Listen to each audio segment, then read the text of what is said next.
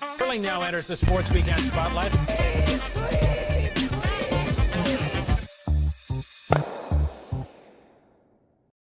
Hello again, curling fans across Canada, around the world. Colin, on last night's show, we were waiting and wondering if we would have games. We knew that officials had planned and felt confident that they could play 3 games, and we are 1 game down, but not without more drama. There was certainly drama today, and it focused on the qualifying game between the United States and Switzerland. And one of the players on the ice had a positive test, then he had a negative test, also had been vaccinated twice, and then was allowed to curl, but not before certain protocols on the ice changed as well. Mostly the players all have to wear masks now. That is the one big change. And each on-ice player will receive the PCR throat swab test before and after each game. So those were some updated protocols, to the best of our knowledge, made just this morning before the game. It is a rapidly changing situation. Sources telling us, Colleen, that it was a member of the United States. We're going to bring in Dr. Bob McCormack, the Chief Medical Officer of the Curling Bubble, right away off the top of the show. Dr. McCormack, thank you for joining us. Let's get right to it. At 11 a.m. Eastern time, we receive a press release saying this player in question not allowed to play. In 2 hours, that changed. What changed? Well, Devin, you worked with the Olympics before, and you know, in any sort of high pressure event like that, when time is tight, there's it's a crisis management situation. So up until the 11th hour or the midnight hour, we're working the situation, trying to figure out possible solutions, what's reasonable, what's safe, trying to recognize that athletes have spent a tremendous amount of time preparing and how important it is for them. Being world champion, that chance to become world champion doesn't come along very often. So we wanted to do everything we could to try and make the competition happen, make sure it was safe, make sure there was competitive integrity. So up until the very last minute, we were having discussions with experts in the field from the lab, from Alberta Health, and with the teams themselves to understand and weigh the risks and benefits. And in the final analysis, the people we take our direction from, public health authorities in Alberta, and it went right up the chain to the very top of public health in Alberta, that felt it was a safe and reasonable thing to allow this athlete that had this weird combination of things. I mean, it's never a slam dunk. Those are the easy decisions. The ones where you, dare I say, earn your keep are the ones where it's one positive, one negative. They are vaccinated. They're asymptomatic, possible variants, and weighing all of those factors is really what ends up taking time, and you have to work through all the various levels of people to come to a decision. And what role did the fact that this athlete had 2 shots of the vaccination, both shots, play into the decision? Well, there's the problem there is it makes sense that if you've had 2 vaccinations, that you're much less likely to become infected or transmit the virus. We do know that you're much less likely to become infected. There's emerging data. We don't have all the evidence yet about how much being vaccinated prevents you from spreading the disease to others, that you might carry some viruses and be able to communicate. It might be communicable for somebody else. It makes sense that it does reduce that, but because this is all so new and changing so quickly, we're waiting for that data to accumulate before we can say that with certainty. Now, in some groups have said that. As you probably know, the NBA has said that if the athletes get both vaccinations, they will not be considered a close contact. Different leagues handle it different ways, different jurisdictions, south and north of the border handle it in different ways. Also, I think part of it in the NBA decision was they have a bigger problem with vaccine hesitancy there. And using a carrot sometimes can supplement the use of a stick for getting people to do the right or sensible thing. Doctor, I can appreciate that this isn't easy to navigate, and it is, like you said, a high stress situation, and you're up against the clock. It was a carefully worded press release from the World Curling Federation that said, after the argument made by the U.S. Olympic Committee, it was deemed very minimal risk. You did have the chance to take out the risk entirely by not allowing the player to play. So how did you weigh that? Well, what I would say is having the fact that the U.S. team made not an appeal, but they asked for an explanation of our situation and the decision is quite appropriate. We reached a decision about how we were going to handle the American athlete before that phone call, although to be honest, it was minutes before that phone call that we got the final word down about this path forward for their team. How do we get to zero risk? We get to zero risk by not having the bubble at all. There is no such thing as zero risk in anything in life. It's about risk mitigation. And throughout all of this COVID pandemic, everything we do is about risk mitigation. Right. How do we get risks down to an acceptable level where there's we're not going to put people in harm's way unnecessarily. But if you want zero risk, you don't play sports. If you want zero risk, you don't cross the street. I mean, we just have to balance all these things and look at how big is the risk, what are the consequences, what are the chances, of that occurring, and it's not always easy. Yeah. So, Dr. McCormack, TSN obviously weighed the risk and opted not to even broadcast the game because they felt some of their staff would be at risk. Did that surprise you? And were other people at risk, whether they're the timekeepers or the scorekeepers and these, and the camera people? Mm-hmm. So, yes, I learned late about TSN deciding not to broadcast. I was trying to find the broadcast on TV and couldn't. And that's so. I think what happened there, and I can only surmise, I can't speak for TSN, but the decision to allow the American team to go with their normal complement of players was arrived with less than 45 minutes prior to game time. As I've been in this situation several times at the Olympics, it's always coming down to the last second decisions. And the athletes were on their way to the ice to warm up. So we actually didn't have the time to be able to communicate with TSN what the decision pathway before they had to make a decision and pull the plug themselves.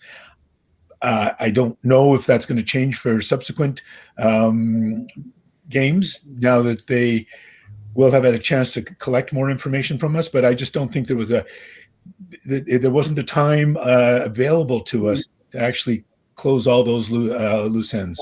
You are overseeing this bubble, Doctor. It was going oh so smoothly for the three bonspiels and up to the end here. And now you have a leak in the bubble and you're grappling with this. And I imagine you're still sorting out what all happened here. How did this happen? How do you instill confidence into these curlers, both for the slams and for the Women's World Curling Championship, that something like this might happen? And how crucial do you feel it is in a timely manner to get clarity on what happened here? Well, it's very important for us to sort out what happened and to, if there's a gap, for us to address it and for us to decide if we need to do something more to make everybody confident that we have a secure bubble.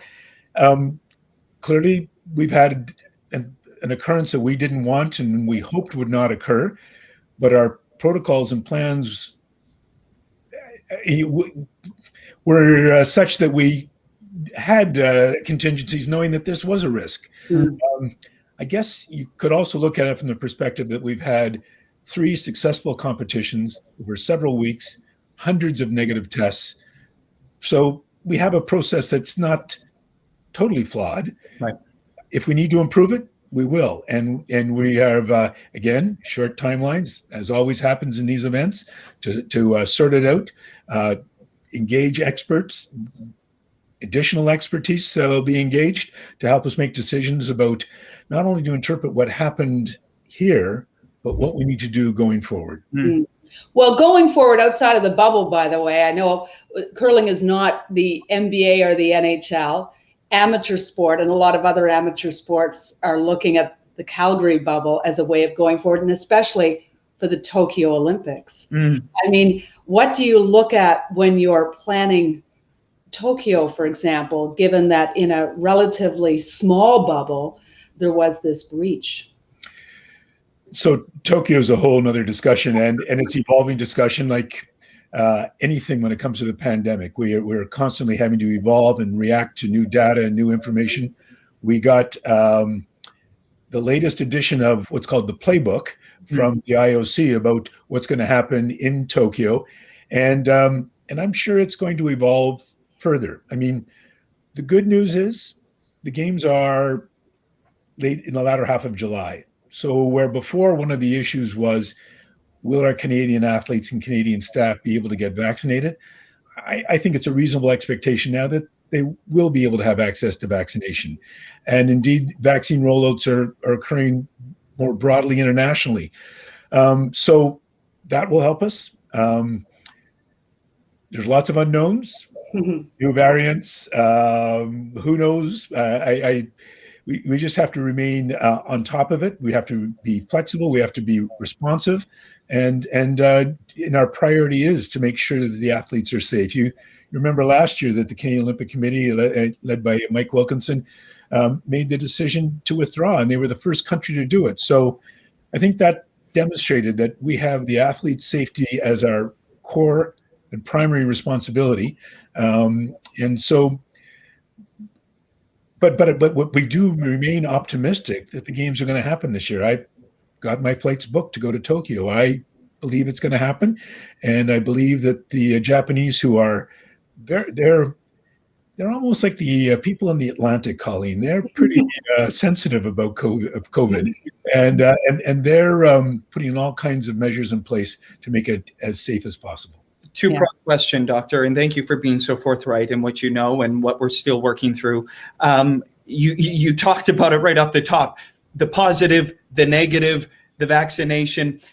I received a ton of questions on Twitter when I tweeted that out about the confusion, a false positive, all of this. I'm wondering if you can shed some light on that. And just in terms of having to be adaptable and change these regulations right up against it, as you said, the 12th hour. What level of confidence you have obviously a level of confidence because you guys went ahead with it, but there are people looking at this going, these regulations are changing minutes before a game. How can we feel confident in this? Maybe shed some light on that. So it is, as I guess I sort of mentioned earlier, sometimes decisions are easy. That's not where you earn your worth. It's the simple decisions. That's never a question. It's the questions when you've got a little bit of potentially conflicting information. Is it a false positive? Is it not? How much do we weigh the fact they're vaccinated? How much do we look at the symptoms? How much do we take into consideration the use of masks, the nature of the sport? It's a team approach to kind of weigh all that information, take advantage of a variety of people's expertise, and then you're basically working up till the last minute. And if we hadn't have gotten clearance from Public Health in Alberta that they thought it was reasonable and appropriate to proceed, as long as face masks were used, we wouldn't have been able to make the decision for that American athlete to compete. So. And we're still going to continue with the masks through the rest of the competition, and then have to reevaluate at the end of this competition. Right. We're going to have to change going forward. Right. Well, I don't envy all the last minute and decisions that have coming your way for this one, and probably still in this bubble, and then onward to the Tokyo. Well, we've had a good team. Danielle Kelson is in Calgary. She's done a fantastic job. We've had the great cooperation from Public Health, and all of the teams. They're frustrated. It's disappointing, but they're understanding, and so we've made the best of the situation I think we could. Transparency in a time like this so crucial, and Doctor, I think it's really important that you were here to shed light on this. So we're really grateful for you taking the time to walk us through this. A lot of confusion and, like you say, a lot of stress, both from the curlers and the people who are watching. So we really appreciate you taking the time. Thank you. You're welcome. It's a pleasure. Thanks very much. Okay. Nice to hear all of the steps that went in and why it needed to be so last minute. And that they weighed the appeal more or less from the Americans, right, allowing the player to play.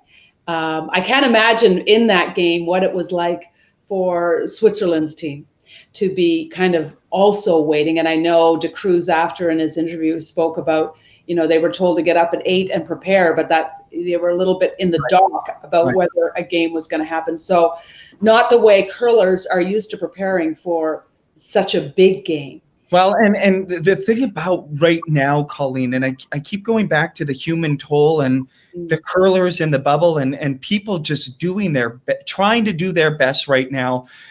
This is not really a black and white situation. There's so much gray and nuance to this. The professionals, I know they're trying to do their best. The curlers, everybody involved trying to do their best. And we're here trying to get clarity, trying to get answers. Yeah. And let's keep in mind too, this is a very serious situation inside the bubble. But when you look at what's going on in every province across, from Quebec on east to British Columbia, and rising numbers of just the average person, that's what's truly frightening in this pandemic.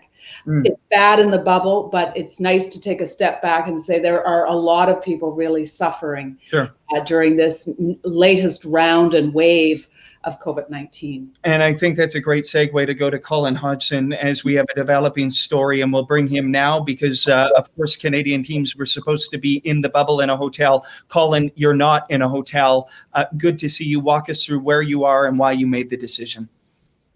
I just got in the door a few minutes ago. I made a very difficult decision, kind of sparked by what happened yesterday. When the media,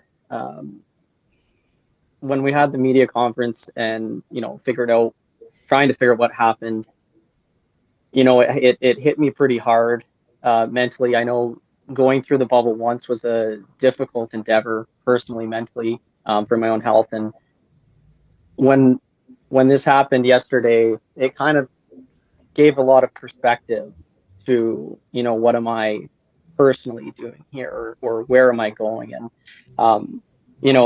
there's a lot of sacrifice to be made.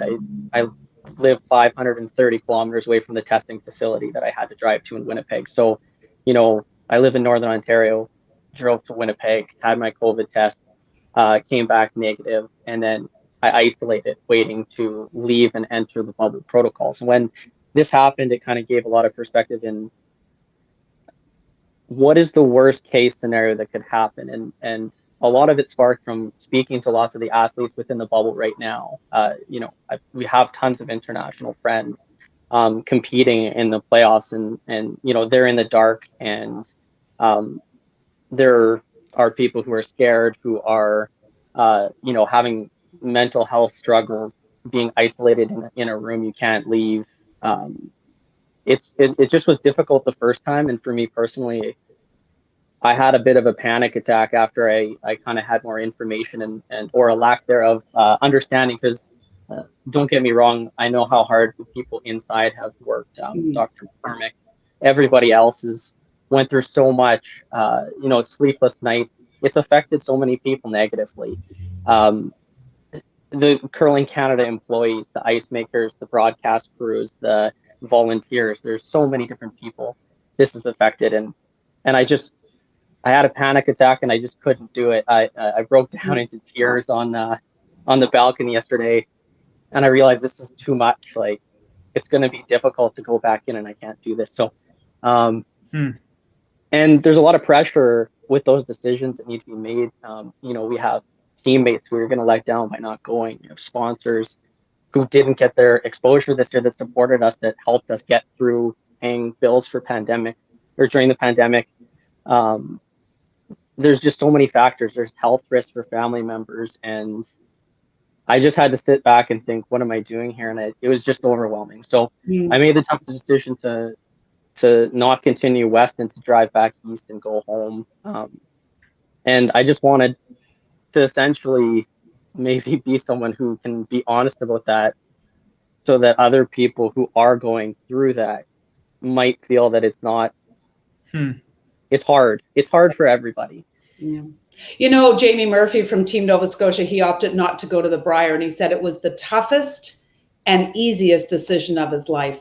And one of his worries, he told me, was the idea that what if you were to get COVID while you were there? Does that mean then you need to wait and not fly back to your family for all that time? And so, he, you know, when you start really thinking of it that way, it maybe becomes the easiest decision, Colin, that you've ever made, it as tough as it was. Was it hearing, though, the news of the positive test and sort of the uncertainty of what it would look like going forward that sort of put you into panic mode? Yeah, absolutely. Not knowing what that meant, not knowing what that's going to mean. Are people incubating currently, and we're looking at something larger? You know, all the worst thoughts are going into my head, not the positive ones. So I do want to make it abundantly clear, though, that this decision is individual and personal. You know, you don't want to let your teammates down, but what help are you going to be if you're going to be there as well? Like I applaud and encourage the people who do have that ability to press forward and to go through this, because they're putting on a show for other people too. Like, a lot of us need this. I will be watching. I will be supporting. I'll be sending the rock information as much as I can and working with the guys. And but I just don't think I would be helpful there. Colin, what are those conversations with a number of different parties like? What are those conversations like with your teammates, with Grand Slam organizers, with other people who are showing up at the bubble? Can you just walk us through those conversations? There's been a lot of tears on both sides. There's people at Curling Canada that maybe I haven't always had the best relationship with, where we shed tears together. They're going through it too, so it's affecting them. So to step back for a minute and remove ourselves from this microscope of the event of just getting it done or doing it for other people, it's like, maybe this is going to affect so many people. Everybody is, I talked to my good friend Aaron, who's going to be on here later, and he said, man, everybody's screwed up a little bit somehow through this. None of us are immune to this. So it's just talking about it is such a relief. I feel 1,000 pounds lighter than I did yesterday at this time. Yeah. What's your team going to do? What's Mike and the gang going to do without you? Do they have another player they can pick up?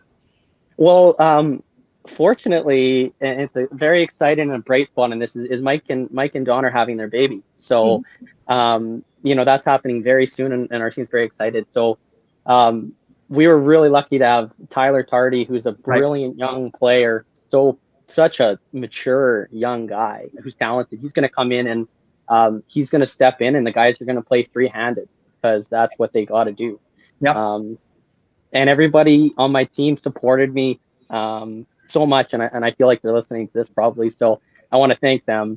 And I just, I want them to do well, but to actually enjoy it and not feel the stresses that, come along with it much. Yeah, well, I think you have to recognize what stresses you're ready to take and what you're not. And just to remember, the Grand Slam is just 2 little events on your journey through a very long curling life, right?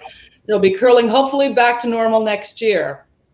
Yeah, and that being said, I wanted to add one thing that, coordinating with the Grand Slam, they were just tremendous in giving me so much support to say, like, whatever it takes, we don't want you to be here unless you want to be here, or you can be here. So, just having, partners like that, Curling Canada, it's amazing how much work everybody's put into this, and all the other athletes too. Like, I don't want to be judgmental and say it's not right to go. It's just not right to go for me.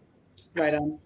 Colin, we've had you on before. You spoke with bravery, courage, and vulnerability in the past. You've done it again today. It's so important to remind all of us that it is such an individual thing going through all of this. We're all going through our highs and lows, and for you to bring the humanity that you always do to this space is so welcomed, and we are so grateful for you. As you can see, all of these comments pouring in, people watching, sending you a lot of love from coast to coast. So take care of yourself, and we really appreciate you.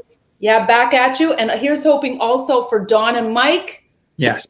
That a pandemic baby. Yeah. Yeah, we got to celebrate the joys, the big wins right now, even bigger, don't we? Absolutely. Thank you guys so much for having me. Be well, Colin. Thank you. Yeah, it's sort of nice to get an honest reflection of what life is like. Some people have described it to me like a little bit of a prison, and then you're curling in a library.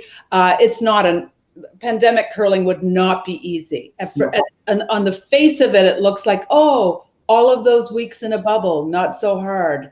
But the reality of it, you're used to human contact, you're used to fans giving you a hug after a game, you're used to all of that stuff that suddenly you're used to laughs with the other teams. Right. Suddenly when all of that is removed from it and you're just you alone with your thoughts, I can see how the bubble after a while gets a little suffocating.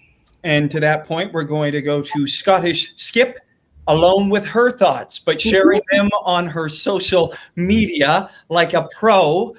Here is Eve Muirhead. And Eve, it's so good to see you. You are inside the bubble. I believe you've been there for a few days now. How are you adjusting to life in the bubble? Sorry, I think my Wi-Fi kicked out here. I hope you can hear me now. Can you? We do. We got you now, Eve. And I was saying you've been sharing your life on social media and life inside the bubble. Can you hear us? How are you feeling? Wi-Fi sometimes is problematic. Can you hear us now, Eve? How are you doing? I'm feeling. I'm doing well, thank you. Life inside the bubble it's different, and it's something that I've never experienced before. I've managed to survive the first few days, and it's very different for me because I'm somebody that always likes to keep busy. I always like to have things to do, and this is the complete opposite. So it is a kind of a bit of a learning for me, but so far I'm surviving. Mm-hmm. You need to take up knitting, Eve. You wrote so eloquently about why the women's Worlds needed to happen when it was canceled, the original one in Switzerland. How relieved were you when it was announced that the Worlds was going to happen here in Calgary?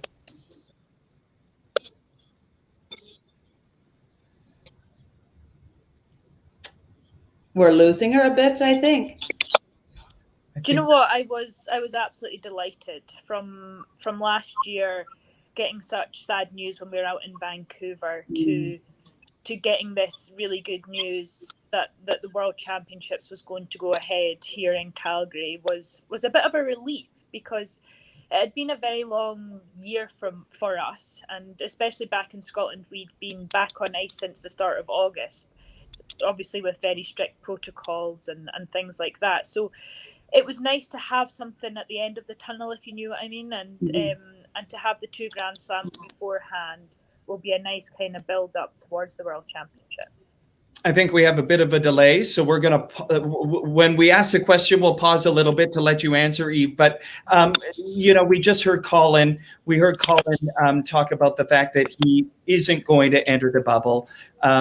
What concerns do you have, and what has it been like over these last couple of days? You're sitting there seeing everything unfolding and probably have a lot of questions just like everyone else. Do you know what? I totally echo what Colin said when he mentioned how the Grand Slam communication and support has been fantastic, and it has. Their communication to us athletes and teams is second to none, and it's even little emails saying, well, there's not much information, but we want to reach out to you guys. And that's been really, really good. And right now, it's difficult to say what concerns you have, because you're kind of just sitting back waiting, aren't you? Like, we know there has been some scares, but it's easy enough to say let's keep positive, but we do need to look at the big picture and realise that this is serious. Like, this is a serious world pandemic that's taken place, and people are losing lives here, and we just can't take any risks. But I feel safe right now within this hotel. All the Grand Slam teams are on 2 floors. We're having temperature checks. I've just got back from a COVID test an hour ago, and I'm happy here in my room, and I feel safe. When you enter the bubble, that's going to be slightly different, isn't it? But let's hope that this little scare has maybe allowed them to just kind of step back, reset, sanitize the full place, and kind of restart. Right. Tell me, Eve, how different it is to prepare for a Worlds. You know, you've been to so many of them, and even playing in the Grand Slams would be not a usual sort of entry into the Worlds that you would do, to have them so close to the World Championship. So how do you approach it? It's a good question.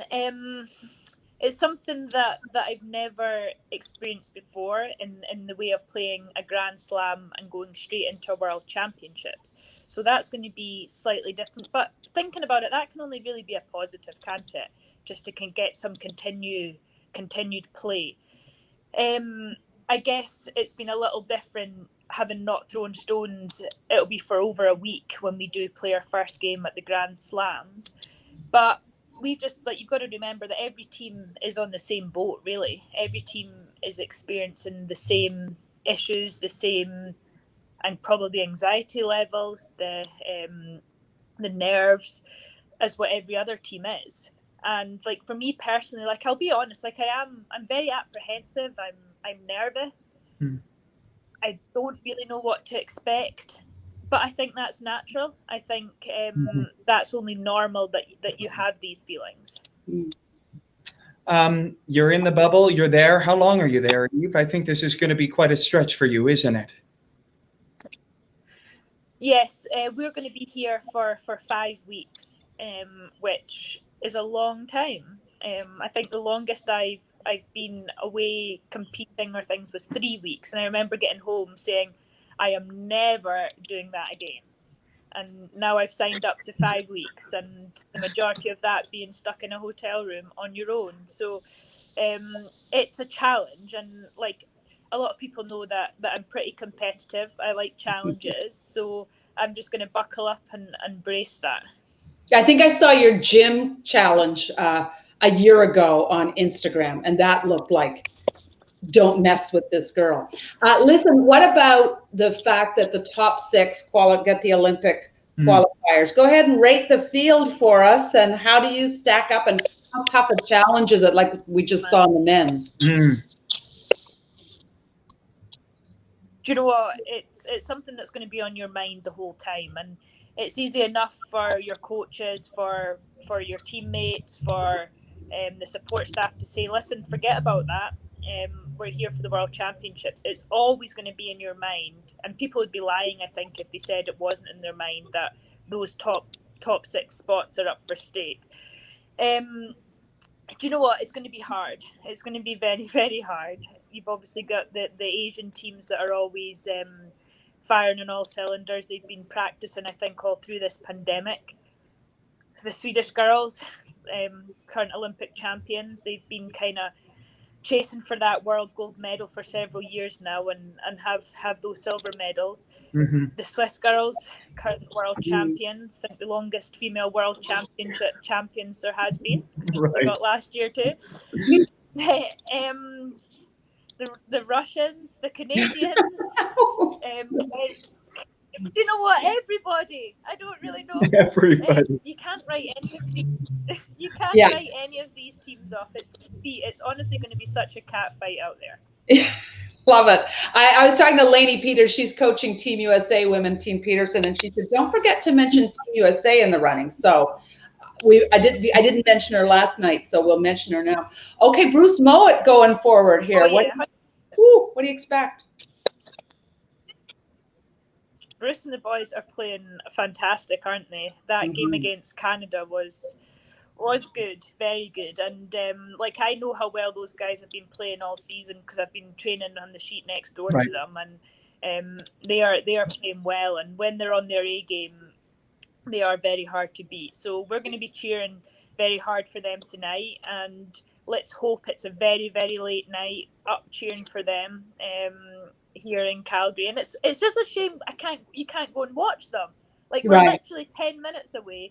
They're competing in the arena, and we're stuck in a hotel room watching on TV. Just so close, but so far. And Eve, you're such a joy to watch on the ice, and also a great follow on all social media as you take us into your life. So if you want to check out Eve on Instagram, she brings you right into the bubble every day. It's so great to see you. Stay well, look after yourself, and good luck when you get to the ice. Thank you very much. Thanks. Yeah. Nice to have you, Eve. Outstanding. Such good perspective over and over of life in the bubble. And I don't think the challenge is lost on any of these competitors, the sacrifices they're making and knowing what they're up against, right, Colin? Well, a lot of these teams from Europe and Scandinavia, like Nicodine, for example, Anna Hasselborg and Eve, they have been to a lot of world championships. Right. So they get used to that rhythm, and suddenly it's in a bubble. It's no different than our Canadian curlers. It's a whole other ball game. Yeah. So getting used to, even she talked a little bit about the anxiety that she might feel. There's not the usual ways to get rid of that. Mostly the patch. No, not the patch. But you usually just get to talk to other people all the time. Right. And not necessarily your own teammates, but somebody else. Maybe it's a family member that's there supporting you. They really, curlers need that, love it, and thrive on it. So take that out of the equation, and it becomes sort of a pretty lonely place at times. One of the stories I've been meaning to tell, but have ran out of time throughout all of this, has been the unlikely coming together of Darren Moulding and Colin Hodgson. They both have spoken to me, Colleen, about how the two of them have leaned on each other over the last number of months. We heard Colin speak so vulnerably, and Darren Moulding, if you saw that interview he gave on the Wednesday night, Canadians from coast to coast to coast felt the level of heartbreak, felt him taking responsibility for that. He's a stand-up guy, and he joins us now on the show. Darren Moulding, here he is. It's good to see you, Darren. Hey. How are you? Well, it's nice to see some people. Reach out. We'll be there. Isn't there a song called that? Reach out and touch you. Yeah. I'm not going to sing. It is good to see you. Yeah. An overwhelming amount of positivity coming your way, Darren, and we've seen some of the exchanges on social media. So many people sending you their best thoughts, their well wishes. You've received them. How are you? I'm doing fine. It's been a little weird since we got off the ice against Scotland. I haven't been able to see anybody. I've been all alone in here. Even though I've been with my teammates for 6 weeks straight now, I miss them because they're my support crew, and it would really be nice to, get to hang out with them a little bit, but that's just not the case right now. So the support that I received over social media was amazing. I didn't even expect it. I just was trying to stick up for my teammates, and I just said what I thought, and then all of a sudden Canada had my back. So I felt better today knowing that. Mm-hmm. And by the way, congratulations on getting the Olympic qualifying spot from Canada. That I think was really job one at this event. So that's pretty awesome. Tell me about what's gone on since the loss, and how surreal has this all been for you as a player?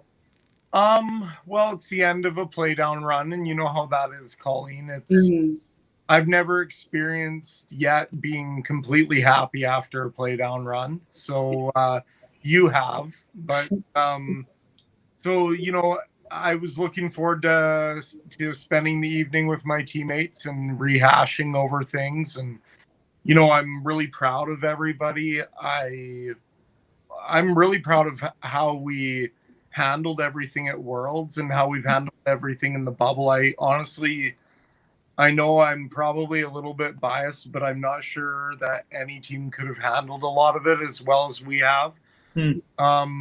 We've had each other's backs the whole time, no matter what kind of distractions. And I think it just shows the strength of our team. And, we weren't at our best for the majority of the Worlds. I really don't think we ever quite found our A game. But that said, even against the best competition in the world, even without our A game, we were still very competitive. And, the Scots, they threw. That's as good as we've had a team. Sometimes you just have to give credit to your opponent, and even then we had them down to last rock, and a couple shots go different, we may have won that game too. Yeah, you always have to give credit to the opponent, don't you? Because they're trying just as hard as you. But when I mentioned surreal, I meant that when you wake up the next morning and hear that there's a positive in the bubble, more than one on the exit tests, how did you feel then? Honestly, I wasn't worried about our team. We've followed the protocols to a T. I believe in the protocols. I think we've been kept safe the entire time in here. We haven't socialized or hung out with any of the other teams. Even when we're on the ice, we're generally at a distance and never around the other teams for too long. So I was really confident that we would all come back negative, which we did. So surreal in the fact that you're just alone was probably the hardest thing for me to take, but I wasn't worried about anyone on our team being a positive test. Darren, I tweeted earlier today, because of you and I having a text exchange about the incredible accessibility of curlers, that I don't know if there's another sport in the world where the best of the best are making themselves accessible in the way you do. I think that your story of you and Colin and the way you've supported each other, being competitors on the ice, but yet having, as you say, each other's back through all of this, articulates very perfectly the strength of the curling community. Can you tell us what he's meant to you throughout all of this? Well, it's interesting. Colin and I have known each other for a long time, and we've always been cordial. We've always gotten along pretty well. But in the last few years, and especially the last couple of years, we've realized that we're very similar in a lot of ways. And, Colin is one of my best friends. And, people have always come first to me in life, even over competition. So I will always protect somebody over like trying to beat them. Sometimes you have to balance both of them. Anyone who's played against me knows how fierce of a competitor I am. I can go from being super angry and wanting to rip your head off to in 10 minutes giving you an Advil because I noticed your hip was sore. And that's kind of, how Colin is too. And, we've developed such a good friendship, and he's such a genuine person. And the one thing about Colin that I'm amazed at, skill that he has that I've probably not seen as prominently in anyone, is his ability to bring people together. He's just so good at like getting everyone together and enjoying each other's company. And it's something that I've learned from him and used in my own life. And he's just a light. That would be the best way to describe him. So, and we talk a lot about wanting to make positive impact on people in the world. And, I'm a person who cares about how people feel, and I care about being a good person and having good intent, and so does Colin. So those are things that we have in common, and they supersede competition. And, I just don't have it in me to like attack and hurt someone even when I'm trying to beat their butts on the and you can still compete and be fierce without hurting people. Brilliant. You're a champion. Listen, how hard was it going to be to get up for the Grand Slam? Because I'm sure the energy, the focus, the the cortisol shooting through your veins during the kind of the stress of the Worlds, as enjoyable as we all love that stress. But how hard will it be to psych up for the Grand Slams after this, so close together in a bubble alone? And like you can't say we haven't had reps. Like so we should be pretty sharp if we can summon up enough energy to play, and I think we can do it. One thing, that I like about playing in the slams is the 8N games and kind of the more laid back atmosphere. I'm looking forward to playing in that atmosphere again. And I'm really looking forward, not that I didn't enjoy like our Team Canada and everything, but I think there is some comfort in that, but just going to be the four of us again. Mm-hmm. We're used to that. We like being on the road together. We like the tours. My favorite time of the year is in the fall when I get to room with Karek and we get to sit in the hot tub together and eat chicken wings and meat lovers pizzas. But that's why I started curling in the first place, and that's what I love the most about playing on this team. So, we're in the bubble and things are a bit different, but maybe we can get back to that fun team botcher, just kind of a little bit of an old school attitude that we have, and playing for money. And I know all of us like money too. So there's motivation while we're in here. Let's come out of here with a paycheck and money for the pizza and the chicken wings. Listen, you have learned firsthand the weight of the Maple Leaf, a great responsibility and a great burden. And I think we've learned over the last number of years that obviously Canadians, all of us, we love to see our Canadian curlers win, but there's a lot more to it. And the grace and poise that you have shown, I think, is as important as anything else that could play out on the scoreboard, Darren. I appreciate that. And I also think my teammates have shown that too. If you watch Brendan and the way he operates, and I've seen some of the things my teammates have done for each other this week. It's the best group of guys you could ever ask for. So it's not just me, it's all four of us. And without any one of us, we wouldn't be a team. So, all of us glue this team together, and we showed it over and over again in the Worlds. Anytime a wedge got driven into us, we got together and spit it out. And I'm just really proud of what we accomplished. It's amazing that we did what we did without really playing our best. It is a regret. I wish I could have been better. I do want Canadian curling fans to realize that we know we can play better. And we tried our best. There wasn't one we didn't give 100% effort on, but we know we can be better, and we will be when we get another chance. Oh, we've seen you play so great all the time. I thought you guys were playing so well, period. And maybe you think you weren't playing at your best, but gosh, when RCF, when they got that draw by that much ahead of you, it just shows it's a game of millimeters. We had our stretches where we played great. With that shot too, I took a little flack for not measuring that, but I can assure all Canadians. No, it wasn't. It was them. It was me. Listen, hey. If not measure it, Devin. That would be embarrassing. You couldn't measure that. No. Shipping curling, and it was them by almost an inch, and the rings are dead on, and there was nobody that wanted that rock of ours closer more than me, but I could not convince myself to measure it, buddy. Hey, if we're taking ownership on the show tonight, I will own that. Yeah. I wanted to measure, but you are the pros, and that's why I'm here talking. I know you got to respect the passion of the curling fans, Devin, and I respect your passion and how you get invested into the game. And there's no hard feelings there, but never let a rock go that I thought there was any doubt on.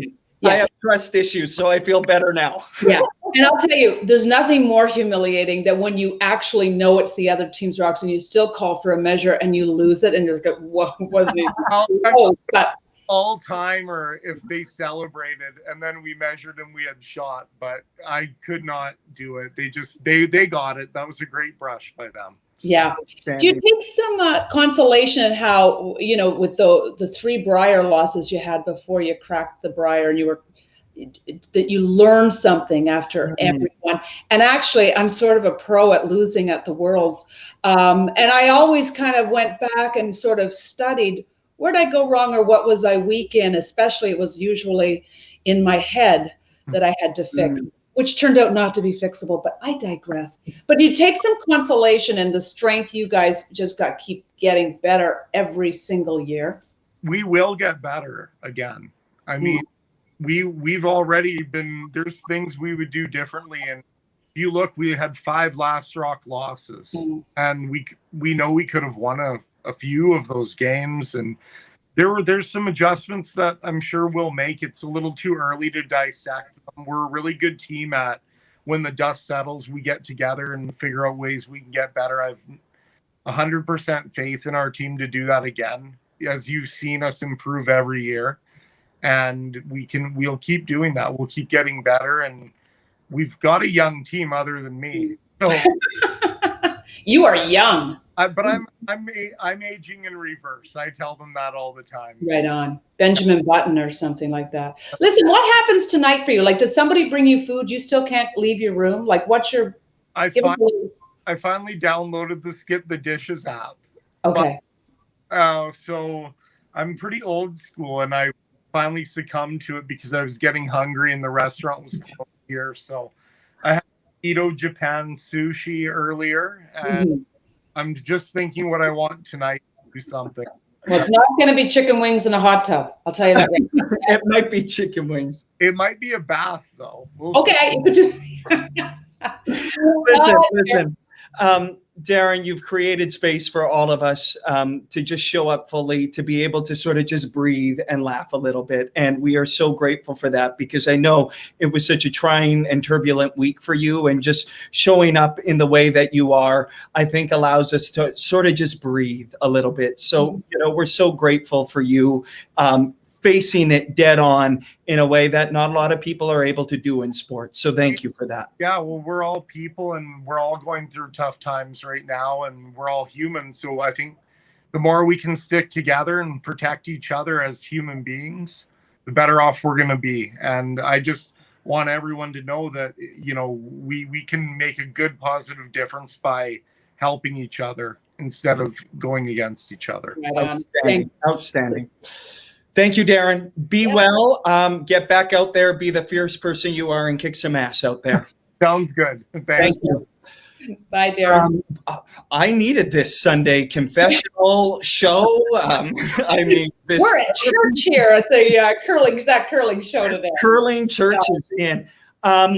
Extraordinary from Darren there, Colin. Yeah, absolutely. And I just think most Canadians, I know that sometimes they had some people on social media that were tough on them. Those are usually the people that are armchair quarterbacking and don't really understand the game. Yep. Don't understand the pressure, don't understand what it's like to lose 5 games on Last Rock. Those games can always go either way. And this is a team that has shown over and over again how absolutely resilient and brilliant they are. So I think, Brendan Botcher and his team, they are the future. And they're going to have by the end of this, a Kevin Cooey, a Glenn Howard, a Wayne Middaugh, as if they don't already. I think everybody knows they're heading for greatness. I saw you looking at your whiteboards. I'll tell you why, because I was like, there is actually curling still happening, right? You know what's really sad about that? We've spent too much time together, because I literally saw you turn and I knew exactly what you were thinking. And I was thinking the same thing. There's curling in 7 minutes. There are 4 games left at the Men's World Curling Championship. And of course, it is Switzerland versus Sweden. Yeah. It is Scotland versus the Russian Curling Federation. Let's on this very serious day just bring out the whiteboard, shall we? Sweden and Switzerland. Didn't you think De Cruz's game today was pretty A+? Well, you're saying De Cruz, and I'm saying Benoit Schwartz. I mean, when that guy is dialed in, I don't want to play him. He's extraordinary. The triple in the 9th against the United States won the game, didn't it? And as Eve was just talking about Mowat in Scotland, I mean, when they're on their A game, like we saw them play against Canada, they are tough to beat. RCF, it's going to be interesting to see. Colin, I just want to jump in here because I understand from producer Sophie that John Schuster is here. He's going to join us right now, and that is outstanding of you, John. Good to see you. Obviously not the result you wanted earlier. How are you feeling? It was a bit of a scramble before the game. Can you walk us through what that was like for your team?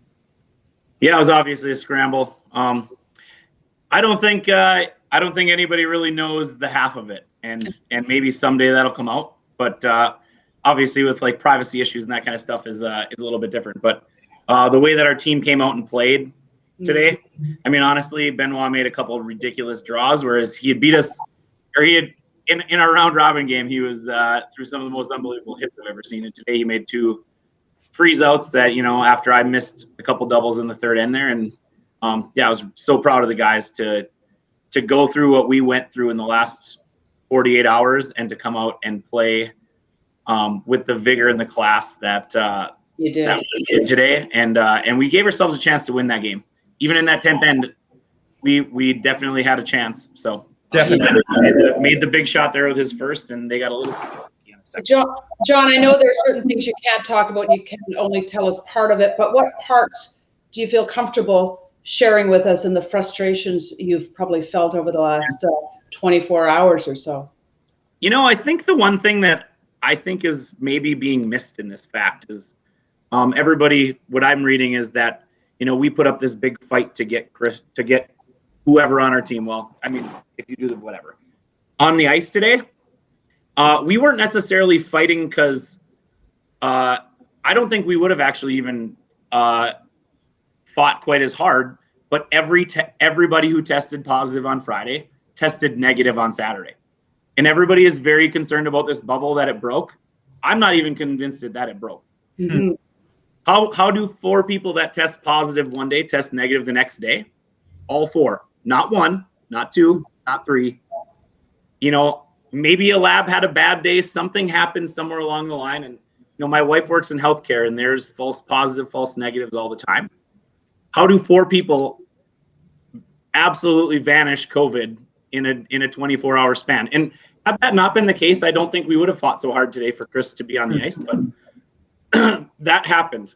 Everybody tested negative, and that for us, we brought in the medical professionals that we have access to and we know to have conversations with Alberta Health, and that's what they came up with today. And I believe that we were as safe or more safe today playing on that ice than we had been this entire bubble. John, you and I have had frank conversations over the years, and you know how much I appreciate you for that because you tell it how it is. This came down to literally the last minute. And we, as media, we're going with what we're being fed, the information we're being given. And I've been asking the questions every hour. We were told 2 hours before your game that player, you've said Chris, wasn't going to be playing the game. So what level of communication were you guys given in this process so that it didn't come to this point where an hour or whatever before the game, the Olympic Committee's coming in and you guys are having to make your case? I don't know that it was us making our case necessarily, other than trying to provide additional experts to bring in along with them. And again, that had more to do with, like, we know how stringent we followed the protocols, and knowing in the bubble and whatever of the other people, that at least one other one that had tested positive, that there was no possible way that was a close contact for any of us either. Like, I think it was our confidence in how every single player in this entire bubble handled this bubble process that gave us, I think honestly, the passion to try to feel. Honestly, we really felt that it was what was right. And yeah, I think every other athlete in here, I would almost guarantee they felt as safe as we did today. And yeah, it was very interesting. Yeah, I marveled at how composed you all were when you started the game. How did you, and I know we've seen it from you at the Olympics, what what did you guys say to each other to kind of gather yourself after a wild 24-hour up and down roller coaster? How did you, what was said? How did you find the composure to play? You know, it was pretty easy, honestly. We are friends and brothers before we are a curling team. And I think every single one of us, we came together and knew what we had to do today to be ready, no matter what the case was. Honestly, we weren't even sure we were going to be able to play. So any of us, or anybody in the tournament. So we did everything we could to stay in a positive mindset. We worked with we have our national sports psychologist who has spent a lot of time with us over the entire week, for sure, in the last 8 hours. And we were ready to go. And I've never been as proud of how 4-6 people have handled themselves in a 24-hour span, but for sure in the last 5 hours than I am right now of my teammates and my coaches. John, I just wanted to confirm what we're hearing from you. You've been able to confirm through, I'm sure, the people you've been talking to in there, 4 false positives. And we don't know that they're false. We don't know they're false, but the probability of 4 people testing positive one day and all testing negative the next day is, I don't know. I'm no mathematician, but it seems very, very tough. So I'm not confirming anything that any test was false, including my own teammates, but I think the statistics show that it would have been very hard for 4 people to test positive one day and negative the next day at the same event. I don't know.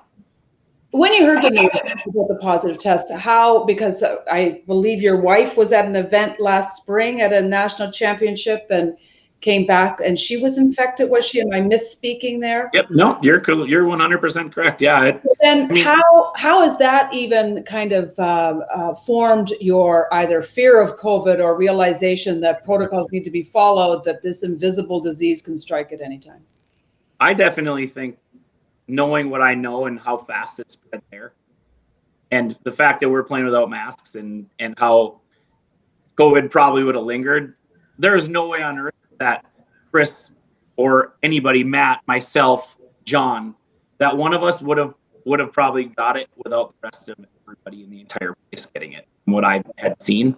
And that's why I was completely, the fact that it was 4 people from 4 different teams that had no close contact and everybody else was negative. I can't believe that.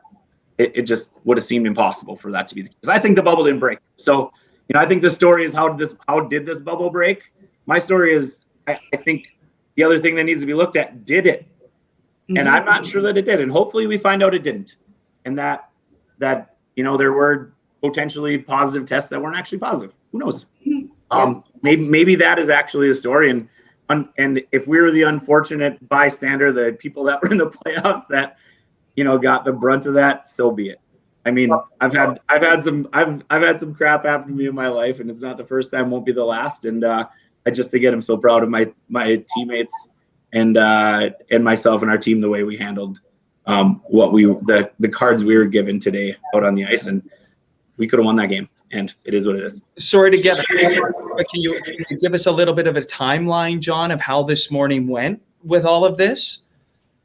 We woke up, we went to the arena and we had 4 of our 5 players that went to the arena. And on our ride there, we got confirmation that we were going to have any of our 5 players to play this morning. So that's the timeline for when the decision was made. So it was made very, very late. And, it was made in the 12th hour, as Bob said earlier. So, again, we were very, very thankful that experts in the field, including the Alberta health experts and whoever was involved in the call, could get together and have a conversation and really keep all of us safe and have the opportunity for what, was probably right happen, at least, in our minds. And again, I think every other competitor here probably feels the same way. And I hope I'm not misspeaking.